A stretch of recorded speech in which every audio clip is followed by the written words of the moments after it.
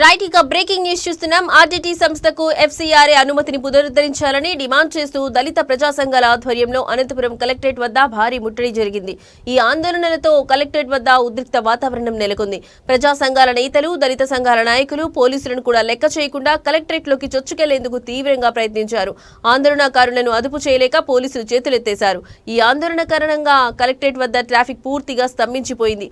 RTT సంస్థ స్థానిక ప్రజలకు, ముఖ్యంగా దళితులకు విద్య, వైద్యం, ఉపాధి వంటి అనేక రంగాలలో సేవలు అందిస్తోందని, ఎఫ్సీఆర్ఏ నిధులు నిలిచిపోవడం వల్ల ఆ సంస్థ సేవలు ఆగిపోయాయని ఆందోళనకారులు తెలిపారు.